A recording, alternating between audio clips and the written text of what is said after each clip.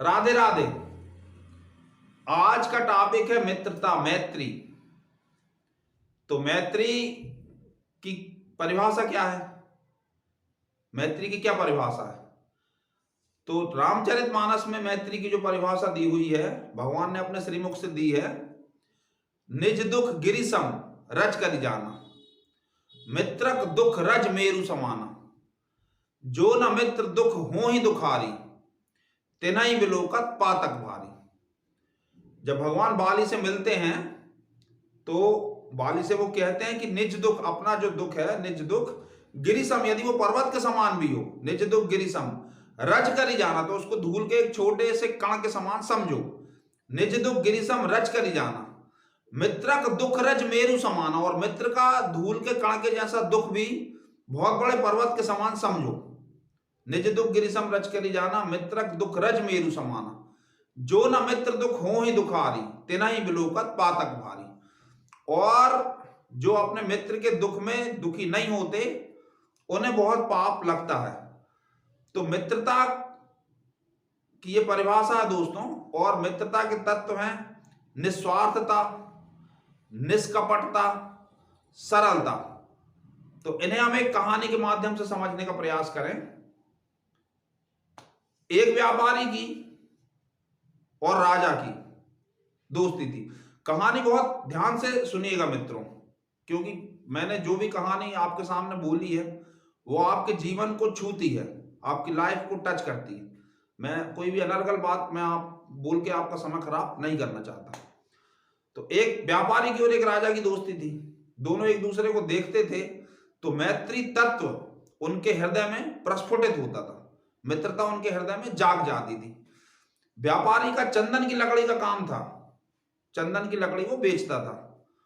और राजा के अस्तबल, अस्तबल यानी घोड़ों के रहने का स्थान, तो राजा के अस्तबल से उसकी गोदाम लगी हुई थी। अब एक दिन राजा के सेनापति ने कहा कि महाराज, अब घोड़े बहुत ज्यादा हो गए हैं और हमें अस्तबल और बढ़ाना पड़ेगा, या तो हमें कहीं और दूसरा अस्तबल बनवाना पड़ेगा, और नहीं तो हमें इसी को और फैलाना पड़ेगा। तो अब राजा के मन में थोड़ी चिंता आई कि अच्छी अच्छी नस्ल के घोड़े वो और कहाँ ले जाके रखे। उसके मन में एक बात आई कि यदि इस व्यापारी से उसकी दोस्ती नहीं होती तो उसके गोदाम को भी वो अस्तबल के रूप में उपयोग कर लेता।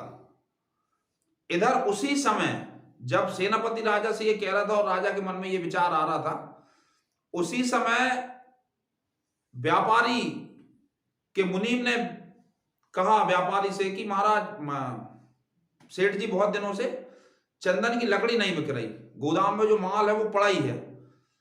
तो व्यापारी के मन में आया कि अरे यार, यदि अब चंदन की लकड़ी तो बहुत धनी लोग ले पाते हैं, उस समय भी बहुत धनी लोग ले पाते थे। तो व्यापारी के मन में आया कि कहीं यदि राजा साहब स्वर्ग सिधार जाते तो उनकी अंतिम क्रिया में बहुत सारा चंदन बिक जाता। ये बात व्यापारी के मन में आई। तो अब दोनों एक दूसरे से जैसे मिलते थे हर शाम को, उस तरह से जब मिले तो उन दोनों के होठों पे वो मुस्कान नहीं रही, आंखों में वो चमक नहीं रही। दोनों के मन में थोड़ी सी कुछ अब प्रेम में, स्नेह में कमी हो गई। अब एक दिन, दो दिन, तीन दिन जब ऐसा हुआ, चूंकि दोनों बहुत पुराने मित्र थे, तो दोनों ने एक दूसरे से चर्चा की कि यार अब वैसा मजा नहीं आ रहा। राजा ने व्यापारी से कहा कि अब तुमसे मिलता हूं तो वैसा आनंद नहीं आता जैसा हम लोग पहले घूमते थे तो आता था। व्यापारी ने भी कहा कि हाँ महाराज, ये तो बात है सही, और आप और मैं बहुत गहरे दोस्त रहे हैं, अभी भी हैं। यदि आप मेरी जान बख्श दो तो मैं कुछ कहूं। तो राजा ने कहा हाँ, इसमें कोई संकोच तो करो ही मत। तो व्यापारी ने अपने मन की बात कह दी कि ऐसा ऐसा हुआ, मेरा मुनीम ऐसा कह रहा था, तो मेरे मन में आया कि यदि राजा साहब न रहते तो चंदन, हमारी बहुत सारी चंदन की लकड़ी उनकी अंत्येष्टि की क्रिया में बिक जाती। तो राजा को बहुत जोर से हंसी आई और राजा ने कहा कि हाँ बिल्कुल ठीक, ये ही बात मेरे मन में भी आई जब मेरे सेनापति ने मुझसे कहा कि एक नया अस्तबल बनवाना पड़ेगा या इस अस्तबल को बढ़ाना पड़ेगा। अब अस्तबल को बढ़ाने के लिए तो कहीं जगह है नहीं, क्योंकि वो तुम्हारे गोदाम से लगा हुआ है। तो मैंने सोचा कि यदि तुम्हारी और मेरी दोस्ती ना होती तो मैं तुम्हारे गोदाम को भी अस्तबल के रूप में उपयोग कर लेता। तो मैत्री का बहुत अनिवार्य तत्व है निष्कपटता, सरलता, निस्वार्थता।